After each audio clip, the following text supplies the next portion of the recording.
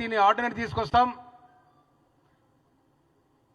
దశాబ్దాలుగా జరుగుతున్న పోరాటానికి ఎక్కడో ఒక దగ్గర మనం క్లిష్ట పెట్టాలి, లేకపోతే ఇది ఎన్నాళ్ళు ఇంకా కొనసాగాలి అనే దాని మీద ఒక స్పష్టమైన రాజకీయ, ఆర్థిక, సామాజిక కోణంలో ఆలోచించిన గౌరవనీయులు రేవంత్ రెడ్డి గారికి మళ్ళీ ఒకసారి హృదయపూర్వక ధన్యవాదాలు తెలియజేస్తా ఉన్నాం.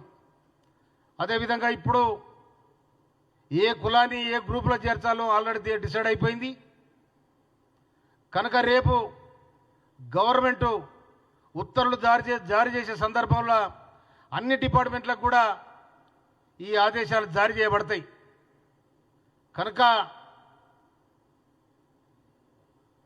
వందలాది సంవత్సరాలుగా ఈ సమాజానికి సేవ చేసి మా హక్కులు ఎక్కడ పోయాని వెతుకుతున్న మాదిగలకు ఒక మార్గాన్ని చూపెట్టిన కాంగ్రెస్ పార్టీ ఇలా 2018 చేవెళ్ల డిక్లరేషన్లో గౌరవనీయులు రాహుల్ గాంధీ గారు ఏబిసిడి కేటగిరైజేషన్ చేస్తాం అని వారు మాట ఇచ్చిండ్రు. ఆ మాట కట్టుబడి 2023లో అధికారానికి వస్తే తప్పకుండా కేటగిరైజేషన్ ఏబిసిడి వరకు కేటగిరీ చేస్తామని రాష్ట్ర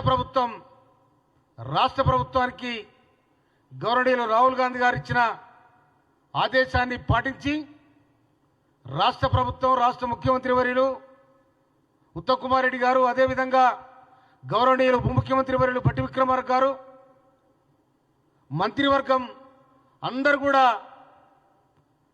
దీనికి ఏకపక్షంగా తీర్మానం చేసి ఇది ఏకసభ్య కమిషన్ను నియమించి చేసినందుకు కూడా ధన్యవాదాలు.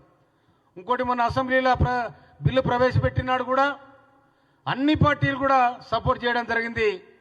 అన్ని పార్టీలకు కూడా నేను ధన్యవాదాలు తెలియజేస్తా ఉన్నాను.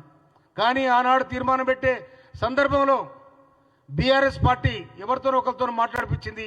ముఖ్య నాయకులు అనుకున్నందరూ వెళ్ళిపోయారు. సరే, వాళ్ళు ఇష్టం ఉన్నా ఇష్టం లేకున్నా ఇది జరిగింది. రేపు జరిగే కొనులు కానీ, రేపు జరిగే ఆర్థికపరమైన వ్యవహారాలు కానీ అన్నిట్లో కూడా ఇప్పుడు నిర్దేశించిన కులాలకు ఏదైతుందో ఏబీసీగా మనం ఇక్కడ కేటగిరీషన్ చేసుకున్నాం. దాని ప్రకారం అన్ని విధాలు జరుగుతాయని కూడా నేను మనవి చేస్తా ఉన్నా. నేను నిజంగా దీనికోసం ఇలా మనం ఒక ఉద్యమ చరిత్ర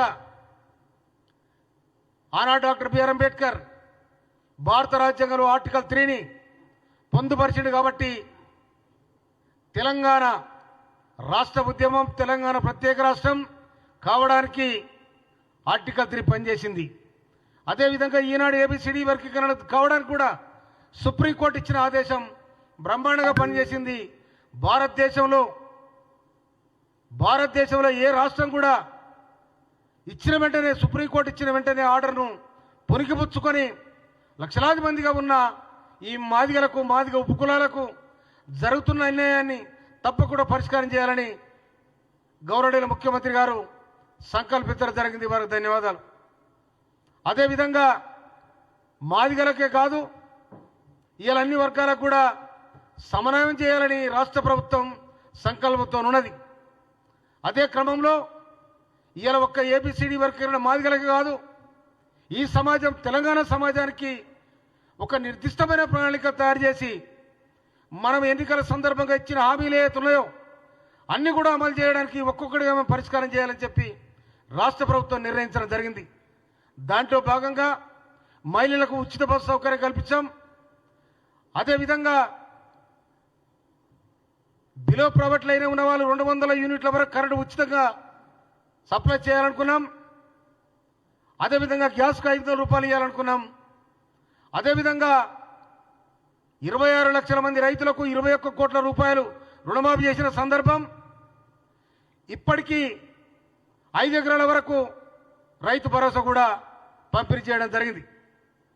కనుక ఈ విధంగా నిన్నగాక మొన్న ఉగాది నాడు గౌరవనీయులు రాష్ట్ర ముఖ్యమంత్రి వర్యులు, అదేవిధంగా నీటిపారుదల మరియు సివిల్ సప్లై శాఖ మంత్రులు వీరి ఆధ్వర్యంలో హుజూర్ నగర్లో సన్నబియ్య పంపిణీ కార్యక్రమం కూడా ప్రారంభించడం జరిగింది.